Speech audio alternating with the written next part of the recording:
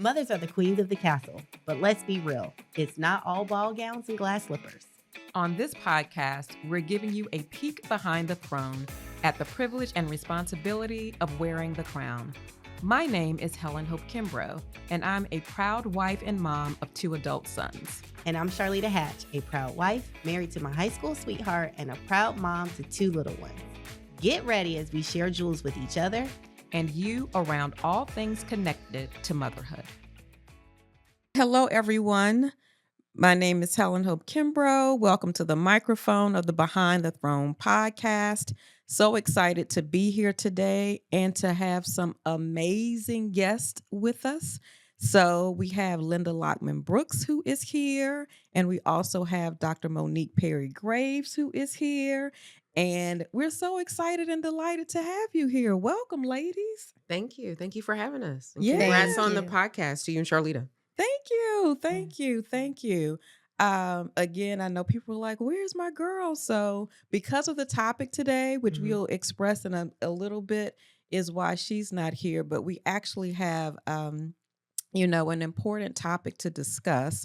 But prior to us discussing that topic, I would love for Linda just to share just a little bit about herself with a brief introduction.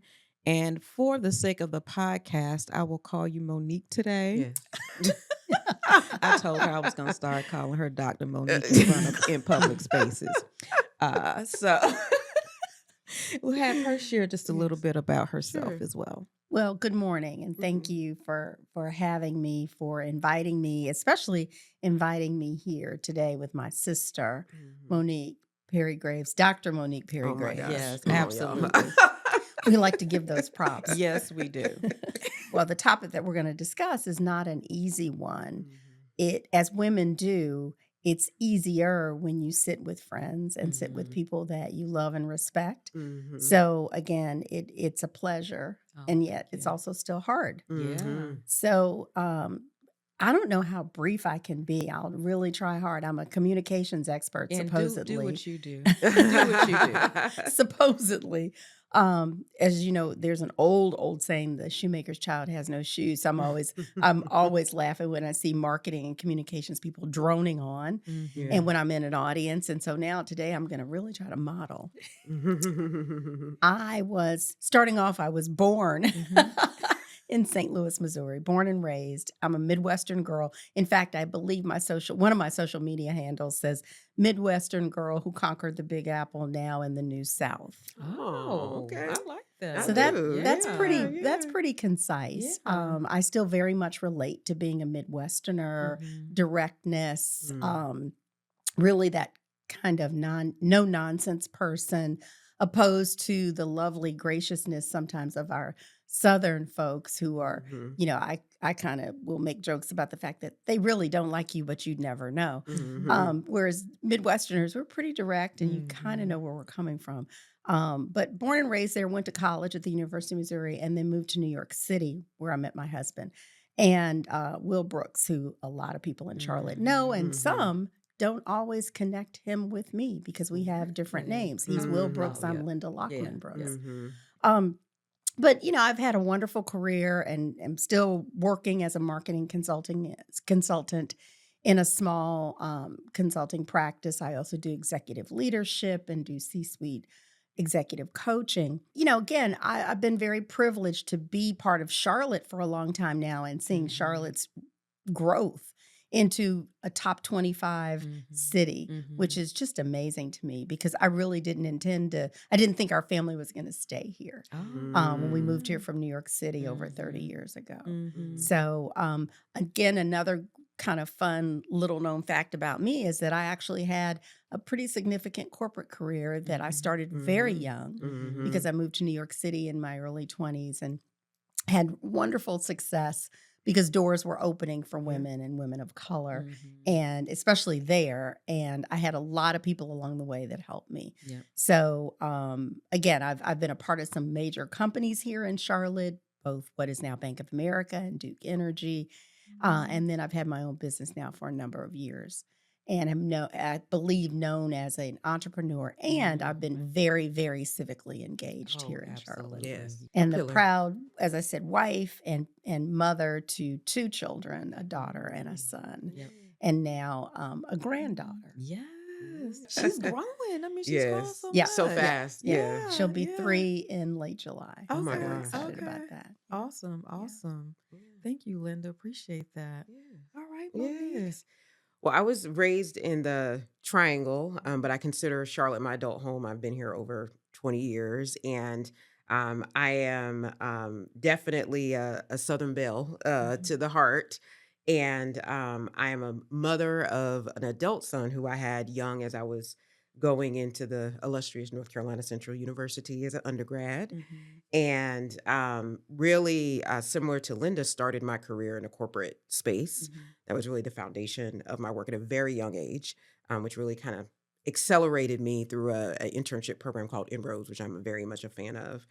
And over the course of time, in the 2008 recession, was impacted and rerouted to higher education by a mentor who, before all of that happened, was like, I had just finished my master's degree, and she was like, "You'd be a great college professor." And I had just finished some of my senior classes, and one of them stats was like terrible. And I was like, I don't want to teach anybody. Like, I am good. And she just kept noodling me. And I started teaching a freshman seminar class one night a week before any of that stuff happened. And when it happened, had full intent in going back to the corporate world and was getting calls, and I just wasn't feeling it. And my educator colleagues are like, "You caught the bug." And also as a person of faith, I feel like I was being redirected at the time. And from there, just started in the faculty level, because I had been in leadership, was like really wanted to get into administration, and ended up doing so at a community college and being there for 12 years.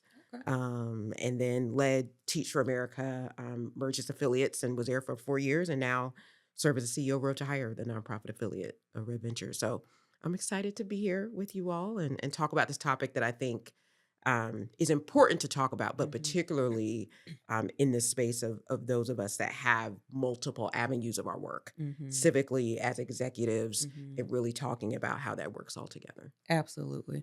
And it really is one of the reasons that I wanted both of you to be here today, because people do see you in community. They see you as corporate leaders. They see you as community leaders. And it's one of the things where when we're out in community, that's really how we show up. And so now when we talk about, this topic, which will be grief, and I brought this book with me, Grief is Love, which Yes, was love gifted that. to me Yes. by Monique. Yeah. And my mother actually read it the first week that she was home with me Yes, and wow. completed it. It's great. And I actually love the title of it too, because it is an important topic, but the fact that we know that love still remains no matter how often we grieve is also a message that I want to kind of resonate. And so it was important to me to say, you know what? Let us just come together as sisters and just talk about this, because each of us have, different experiences around it. With Linda, it was a daughter, an adult age daughter in terms of grief. And then with Monique, it was your mother, and it was an abrupt situation, an abrupt loss with your mom. And then for me, it is in relation to my father, who was ill for about a year and then passed away. And so out of the three of us, I would say I'm the newest member, of a club that you don't want to be a part of. Correct. Yeah. Yeah.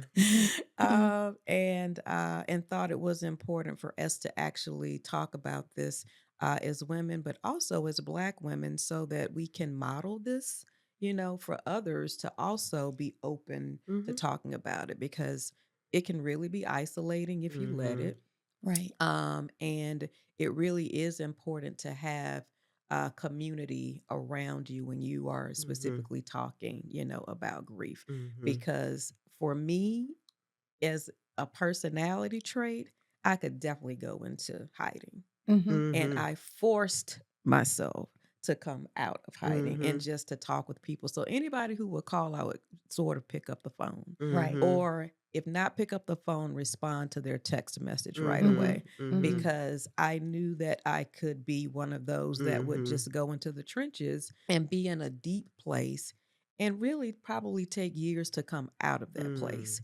And I didn't want that for myself. Yeah. So And how did you sense that? Because it sounds like you sensed that right away. yeah, I did. Well, because I think one of the things is when you see like the pulling back or the changes that are occurring, Mm-hmm. one of the things is it's just like, is this happening? Is this not? I Mm. mean, you start Mm-hmm. questioning like, am I seeing this properly? And this is in relation to, the health challenges that my dad was going through, and also just looking at how my mom was having to navigate and Right. re-navigate being as a caretaker. I always say I could retreat or I could, get in, get engaged and, Mm-hmm. kind of help figure this out. Mm. And so I will always kind of give myself those like two directional paths Mm-hmm. and but then I already know that I'm just going to leap in Yeah. and do it. And so I think just to answer your question, it was just looking at the circumstance and the environment that I was under Mm-hmm. and saying, you know what, I can't shy away from it because my mother needs me, Right. my sister Mm. needs me, Right. my family Mhm. needs me. I have two boys who, are really close to their grandparents. Mm. So how do I have conversations with them about Right. it?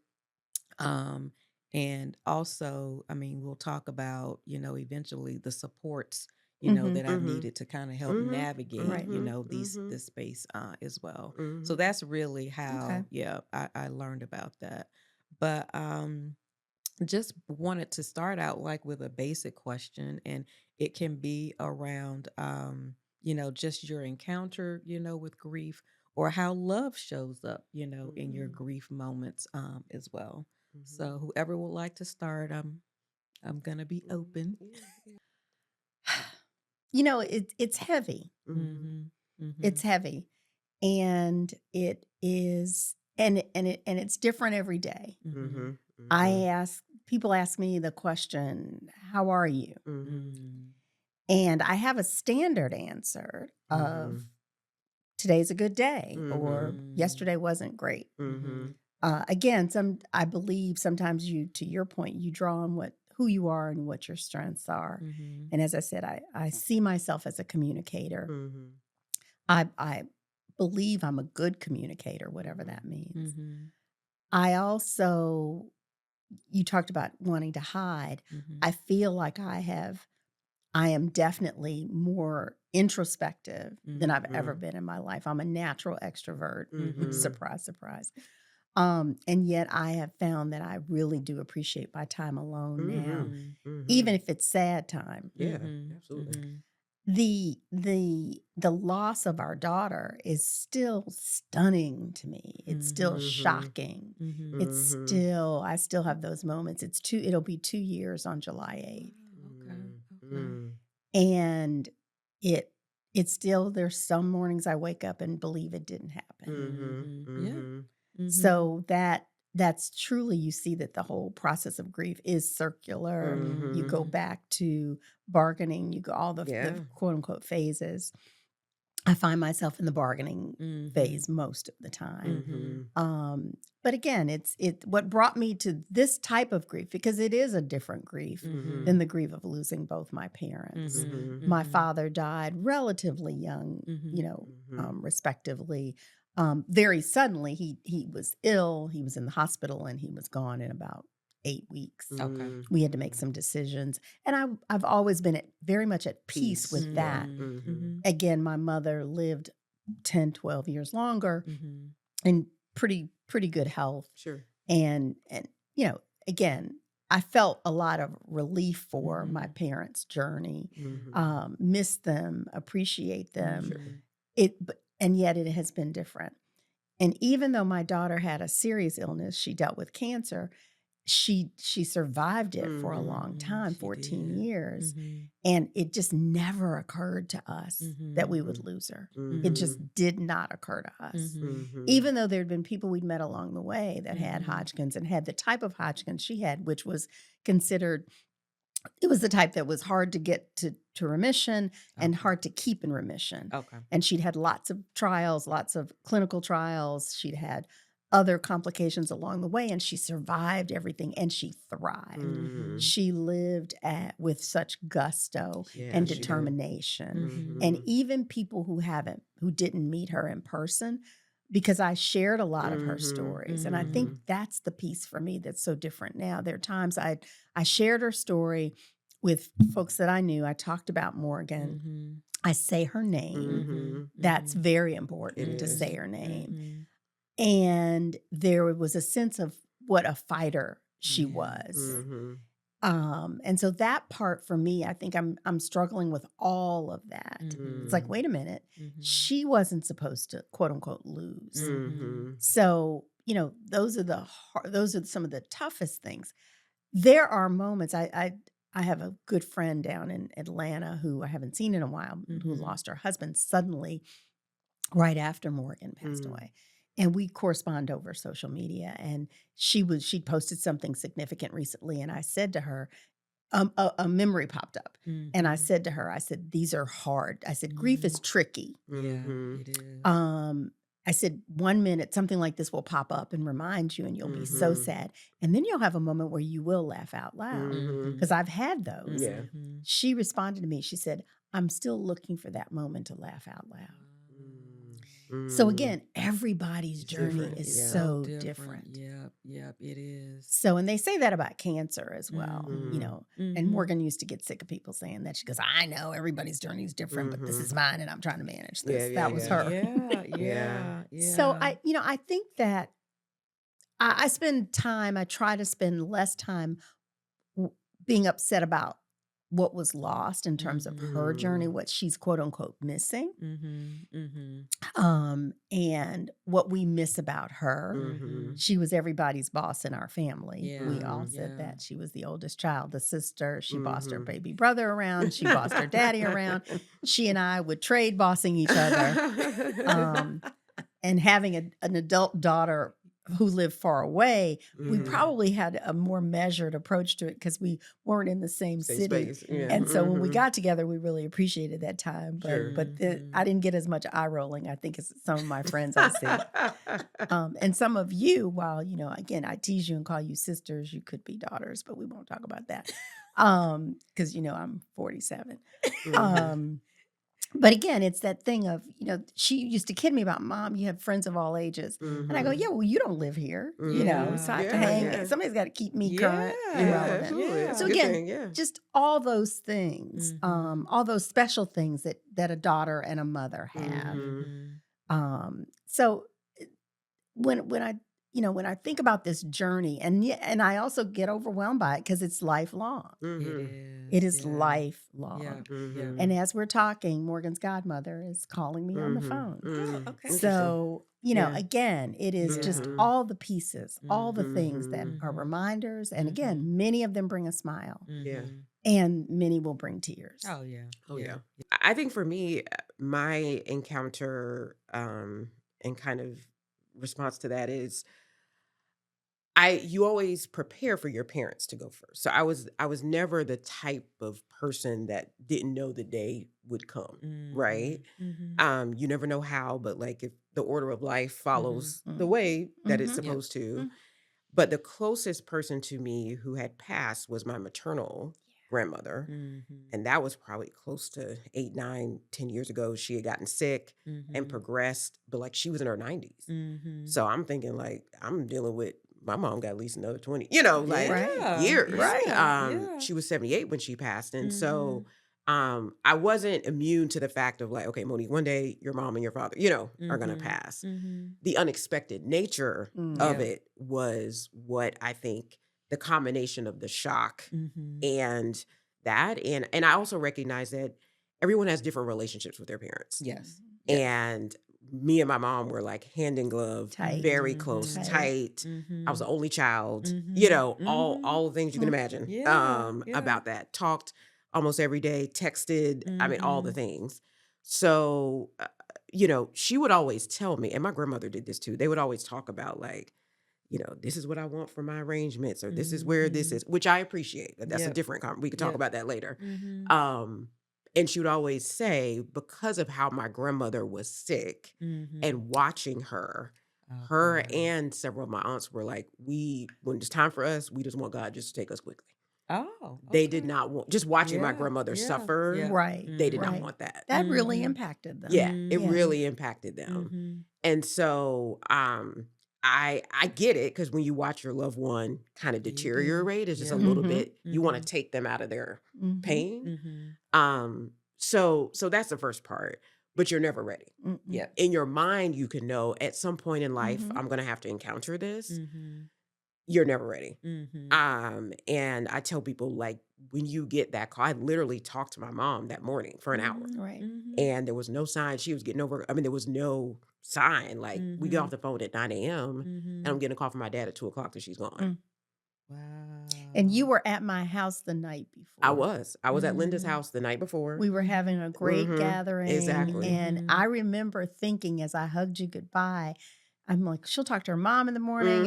And I had hoped to meet your mom. Yeah, absolutely. And we just hadn't been able to do it. Absolutely. And again, it was such a gut punch Very much so. for you. It was. And I was supposed to go to a work conference. Right. And I was supposed to be, so I was talking to her. I was supposed to fly out that next day. So I had to, reach out to those folks and cancel all of that. And I'm thankful that I was not in Florida, and having to get that call and try to trek back. So I'm thankful for that. But I also had to tell my son, who I had young and very close to my mother, both of my parents, and did not want to tell him over the telephone. Yep. And told my husband, who I neglected to mention at the top, I am married, y'all. I'm a COVID bride, 5 years. So yes, to a lovely, lovely husband named Preston. And he was also close, like my mom, very close. His parents, You all had like the, my son-in-law says he won the in-law lottery. You and Preston won it too, because you, again, social media people, you all posted beautiful pics with the parents and just the love with all between them. So great. And they were so excited for you and Preston. The first time they met, we were supposed to coordinate it together. And his parents ended up going to Raleigh, like, do you think your parents will meet? And they ended up meeting without us for the first time and stayed for breakfast for like 2 hours. And like their relationship ever since has been like, talk to each other outside. You could not design it any better. And so with that, I had to go into the immediate mode of my loss, but then thinking about my dad and my son. And so for me, the grief journey was a balance between me processing it as a daughter and my mother, but really having to prioritize as an only child and a mother, situating my son and my dad and my family before I was able to really get to mine. And so even when my mom's, the anniversary of her passing came up, I felt it, but I was talking to my therapist, I felt it even more like a month and a half after, randomly. And she was like, because that's when you really started processing, because you were in the mode of all the things. You didn't really get a chance to start processing it on an individual level until later. And so for me, it was a combination of doing the things in the way that my mother would want me to do. And like literally being in the bed sometimes, hearing her voice, like, I know you're going to get up now. Like, now, we ain't... Like, what you doing? You better, I literally remember when I was doing her funeral program, and she loved collages and pictures and things. And I remember there was one day I had to send the funeral director, who was a longtime friend of the family, which I love, and all of that. And I know she was like, I know you can get my pictures to Miss Janice, ain't you? Like, I can literally hear her voice, like, in my head, like, what you doing? Like, and so those kinds of things helped me, because I wanted to honor her and honor her in the way that she deserved to. And I knew I would have to take my time later to process. Well, I appreciate you both, providing those vulnerable stories, because with Linda, I never got a chance to meet Morgan, but I've heard so much about Morgan, and I did get a chance to go to her memorial service that she had here in Charlotte. And that service was so amazing and over the top with the Prince. When doves cry, I was like, "Who is Morgan?" I was like, "Who is Morgan?" Are we playing When Doves Cry? And the collage of pictures, the comes collage, across. But I left there inspired and motivated to live. To live your life. Yeah, absolutely. To live. Absolutely. And also thinking of you and Will in a special way from that point of who raises a daughter like this? Yes.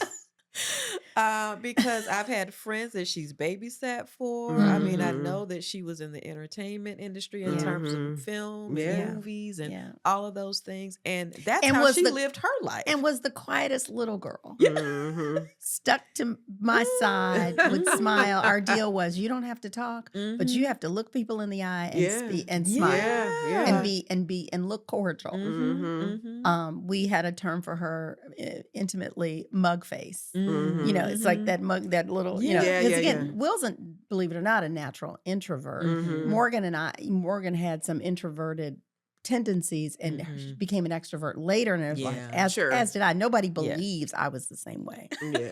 But it's true, and I saw it in her.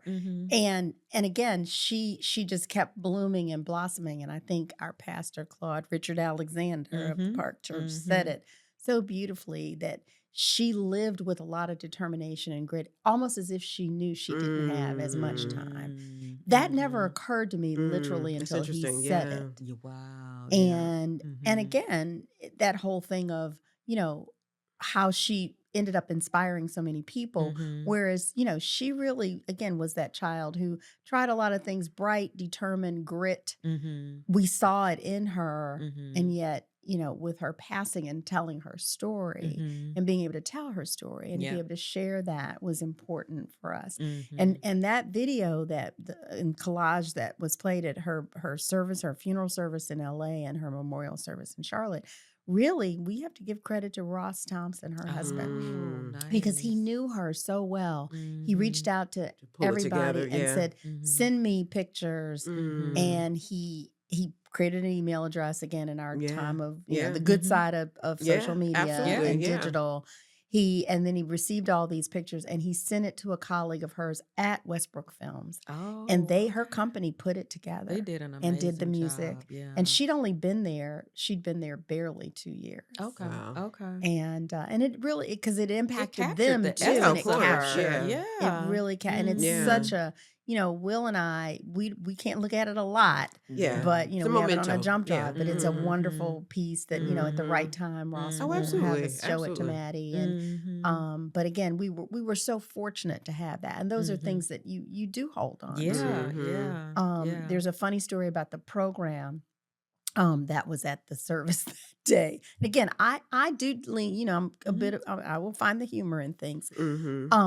We had, again, to your point about what you could hear your mother's voice, I looked at every picture saying, okay, you know, girlfriend her friends will tell you, she'd take your phone out of your hand and say, no, let me fix this really quickly, you know, and she, so I was very cognizant of that. But the photograph on the cover of her program, so we basically did the same program from the LA service to the Charlotte service, and then realized that when the printer redid the second one, they printed the LA program.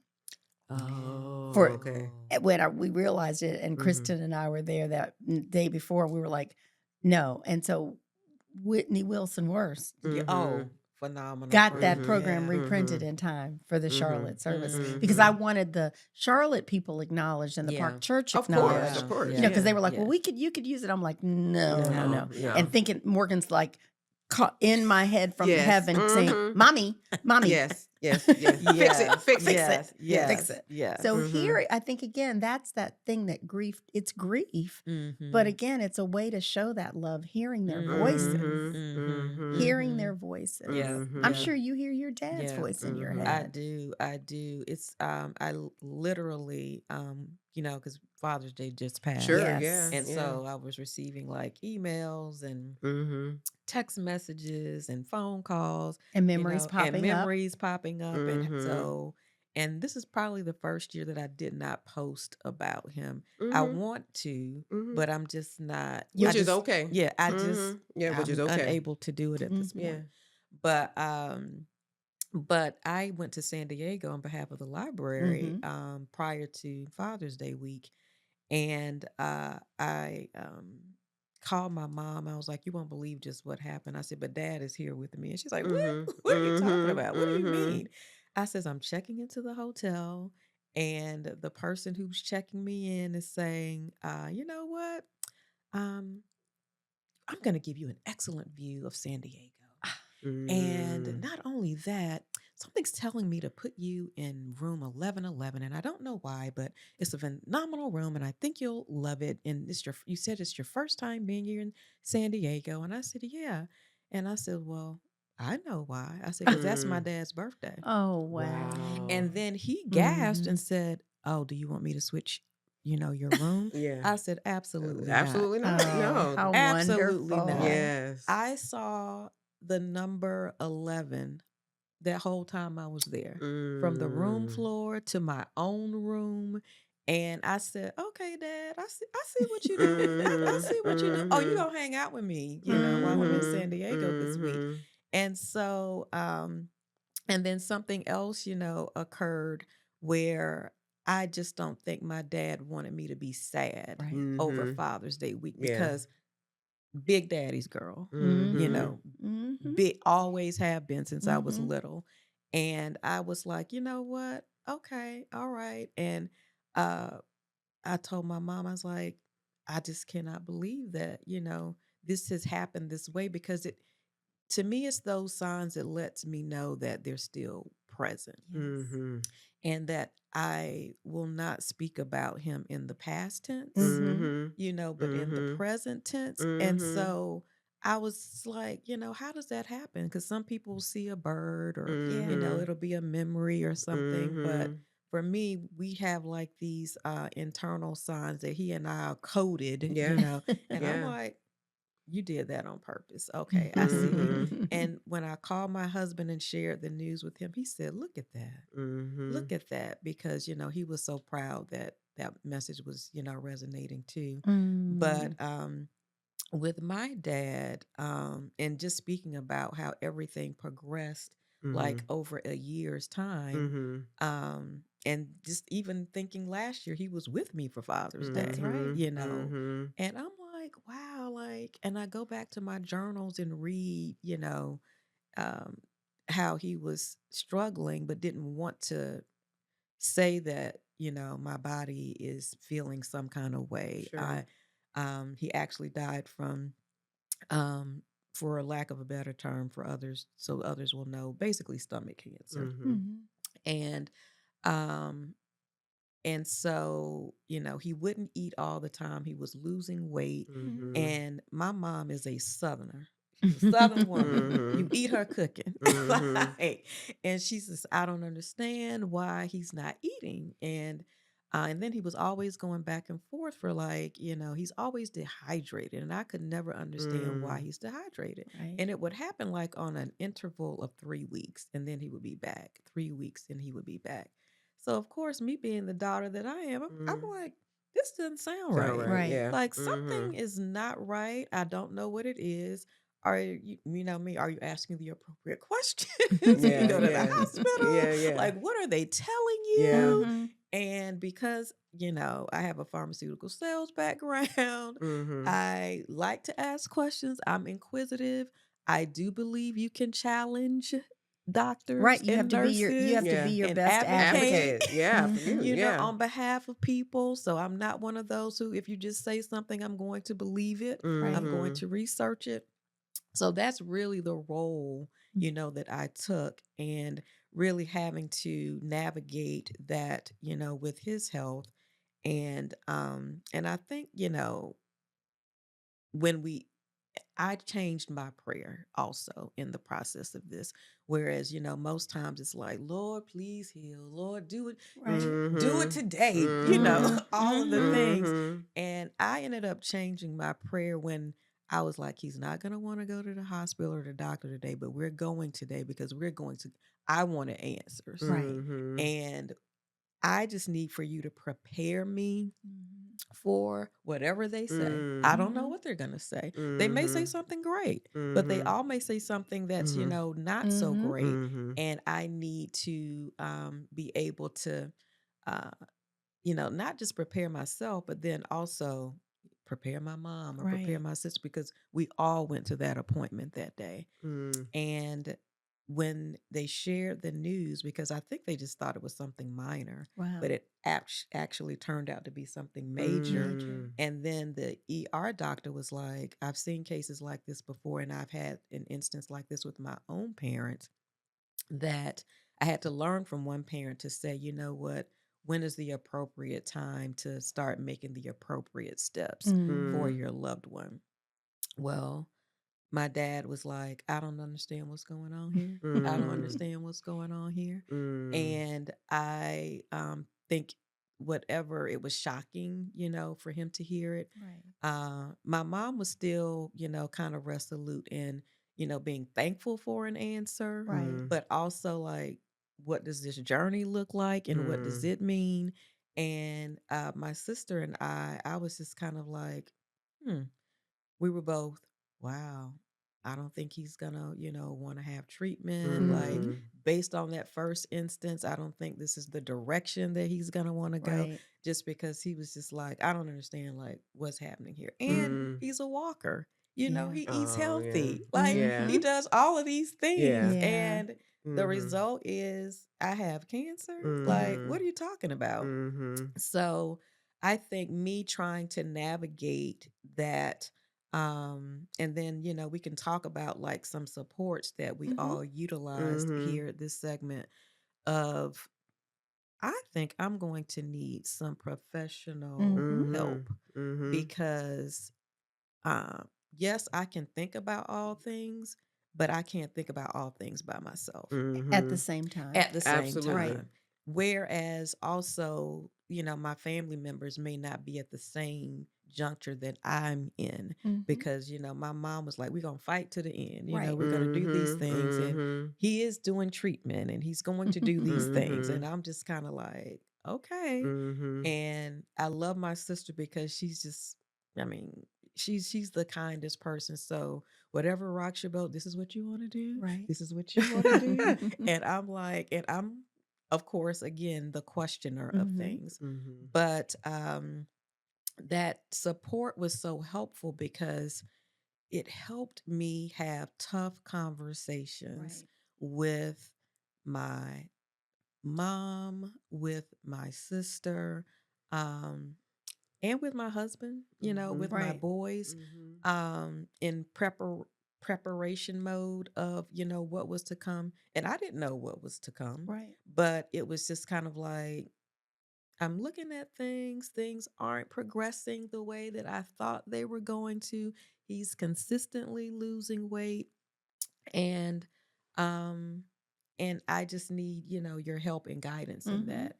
And, retrospectively, my mom is like, that was one of the best decisions you could have ever done. Because Wow. not Mm. only did you prepare yourself, but you helped prepare us. Mm. And Mm. to me, I feel like that was a blessing in That's disguise a gift. because, Yeah, And that I'm is a so good. glad your mom said that to you yeah. because each in a family affected by illness and then Mhm. ultimately, Mhm. a passing of the family member, every person handles it Oh, differently. absolutely. Oh yeah. Yeah. And we've seen that. I Mhm. mean, I know I've talked to Monique about this. Mhm. When Morgan was first diagnosed, now 16 years ago, Will couldn't talk about it. and didn't talk about it. You know, I stopped strangers in the street. Yeah. You know, and again, it was like, listen, you know, we're not playing. Well, I was you. I was like, okay, here's the information. She'd walk in with her notebook, and you know, sometimes the doctors would look at us and say, well, who's the patient? I go, she's the patient. I'm the support. You know, let's go. And because again, being Black, being African American, and hearing the stories of you know medical people who may not respect that you know what you're talking about, and then obviously over time. But back to the point about how each family member deals with it, we each have our own grief. And so now, you know, I try to be kind to my husband and what he's dealing with. We're really wrapping our arms around our son and his grief. And then the moments that I think of my son-in-law whose wife is not there and he's raising a little child, you know, again, and yet then my therapist also says, yeah, but you know, your grief is as important as everybody else's. It's good that you acknowledge it, but that's the fixer, I think. There's several things that the three of us share. You know, we get things done, we analyze, we advocate, and we're trying to fix it. You can't fix grief. No. You can't fix it. You have to sit in it, I believe. That's what I'm learning. That's what I'm learning. You got to carry it. You have to carry it. And, you know, and yet I think it is good, frankly, those of us, you know, who let's pat ourselves on the back. We're talking about it and I'm actually breathing. And I think it is good to acknowledge others, though, and acknowledge that their journey is going to be different than yours. Absolutely. So that's a big part of it. Big part of it. Yeah, absolutely. Yeah. I also think from age, sometimes, and gender perspective, people do. I think everyone's journey is different, but I think to the extent of if you've experienced it before, you know, and the levels of the loss, because you can experience loss, but it depends on the circumstances around it. And I think, you know, how that impacts is important too. No, definitely so. So, you know, the journey is real. It's never ending. And there is moments of silence. There's moments of, you know, crying. But again, there is moments of laughter and kind of remembering certain things. And so I did want to talk about, like, you know, what are some ways that you've managed, you know, your journey, you know, to walk through grief and this pain, you know, that, you know, is still settled inside of us. Thank you for listening to the Behind the Throne podcast. Be sure to subscribe to our channel and comment below with your feedback. Check out future episodes from us as we discuss motherhood from babies to adults.